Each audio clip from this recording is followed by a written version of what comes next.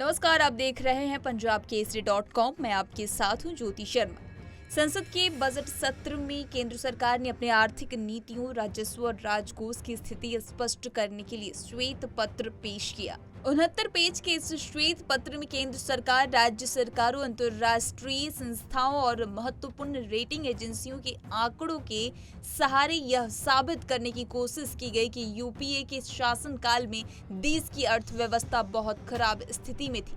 15 बड़े घोटाले से देश की अर्थव्यवस्था बेहद खराब स्थिति में पहुंच गई थी, जबकि मोदी सरकार के पिछले 10 साल के शासनकाल में इसमें बहुत सुधार हुए हैं।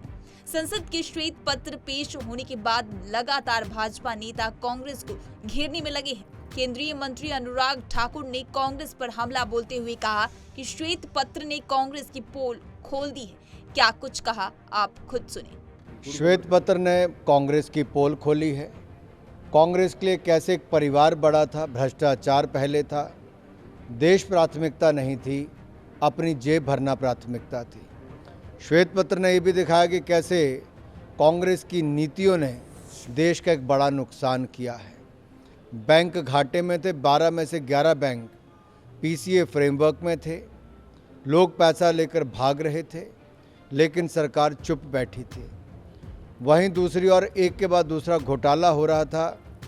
सरकारी फाइलें भी कैबिनेट में जाने की बजाय एनएसी में जाती थी, जहां पर वो लोग सदस्य थे जिनकी अपनी काबिलियत पर या पृष्ठभूमि पर प्रश्न चिन्ह लगते थे। कांग्रेस के लिए परिवार महत्वपूर्ण था, उनके लिए भ्रष्टाचार पहले था। कांग्रेस की नीतियों ने देश को बहुत नुकसान पहुंचाया। सवाल उठाते हुए कांग्रेस देश को कैसे लूटती रही, देश को कैसे पीछे धकेलती रही। हम देश हित में पिछले 10 साल तक चुप रहे। हम चाहते तो पिछले दिन में श्वेत पत्र ला सकते थे। आगे देखिए क्या कुछ कह रहे हैं अनुराग ठाकुर।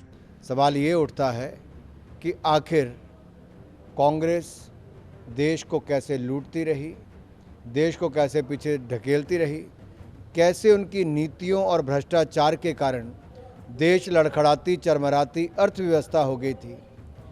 हमने देश हित में पिछले 10 वर्ष चुप रहे। हम चाहते पहले दिन भी श्वेत पत्र ला सकते थे। देश का नुकसान ना जा, देश का मनोबल ना गिरे, ये हमारी प्राथमिकता थी और हमारी प्राथमिकता देश को आगे बढ़ाने की थी। 10 साल मोदी जी के नेतृत्व में ईमानदार सरकार चली। नीतियों के कारण आज सारे बैंक प्रॉफिट में हैं। देश लड़खड़ाती नहीं, अब दुनिया की 5वीं सबसे बड़ी अर्थव्यवस्था है और दुनिया में भारत का मान सम्मान बढ़ा है। कांग्रेस का चेहरा बेनकाब करना ये आज की मांग थी कि देश को पता चलता कि कितनी बड़ी चुनौती थी, जिससे निकालकर मोदी जी बाहर लाए हैं। खबरों का सिलसिला लगातार जारी है। देखते रहिए पंजाब केसरी.com। नमस्कार।